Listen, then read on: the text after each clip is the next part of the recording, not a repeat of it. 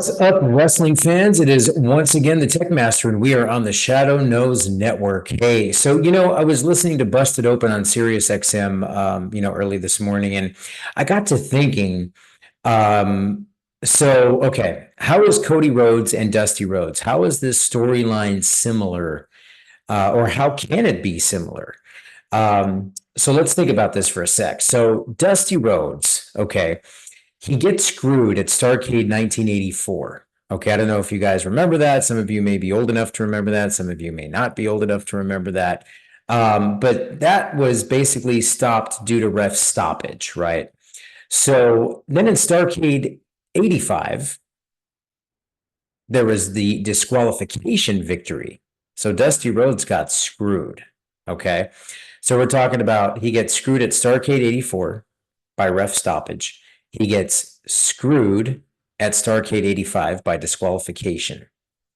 Then in July of 1986, Dusty Rhodes beat Ric Flair. Starrcade 86, Flair is wrestling Nikita Koloff for the championship, right? For the title. And then Dusty Rhodes is facing Tully Blanchard for the NWA Television Championship. So that's what happens when you don't pull the trigger, and when you don't pull the trigger at the right time. Okay. I think that's kind of where Cody Rhodes is right now in his career in the WWE. So last year at WrestleMania 39, he fought Roman Reigns. He lost, whether it was due to outside interference, by the bloodline, whatever the case may be. Here we are a year later, Cody Rhodes versus Roman Reigns for the WWE Undisputed Universal Championship.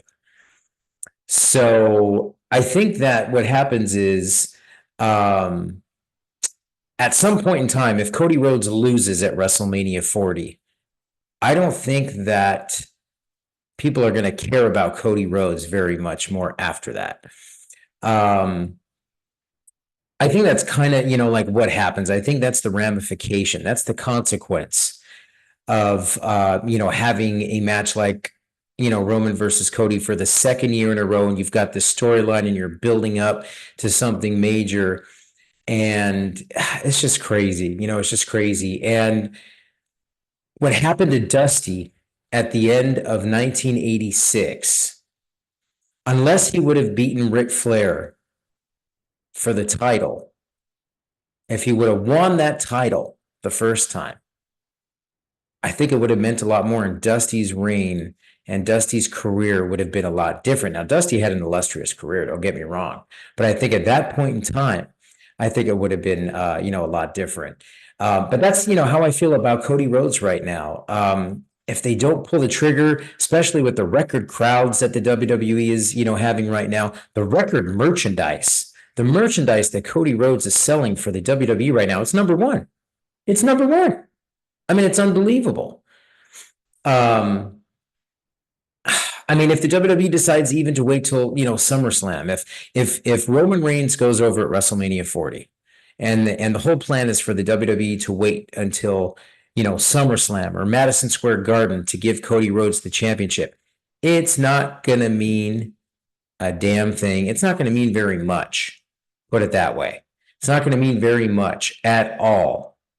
Because at that point in time, everybody will feel like you've missed the opportunity with Cody Rhodes, and that's it. And everybody's going to look back and say, the same thing happened to Dusty Rhodes back in 1985, 1986. It's all the same, right? So you kind of see some parallels there between Cody Rhodes and Dusty Rhodes as far as their career paths, the championships, all that kind of stuff.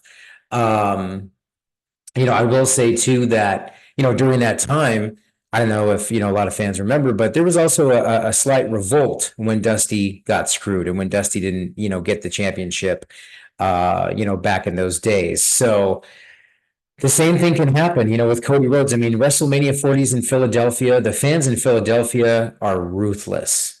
I'm telling you guys right now, we're talking ECW style fans. They will take over any show that's in their city, whether it be football, baseball, basketball, wrestling, WWE, AEW, NXT, doesn't matter. They will take over the show. It's Philadelphia.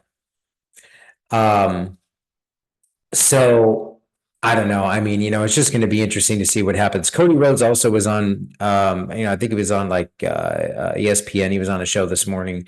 And he basically said himself, he said, if I don't win the championship at WrestleMania this weekend, I might as well be a commentator because every single fan is going to lose faith in me.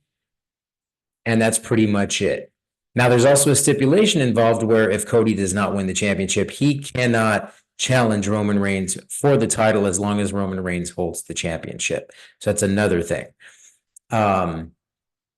So I don't know, man. It's just, it's just super crazy.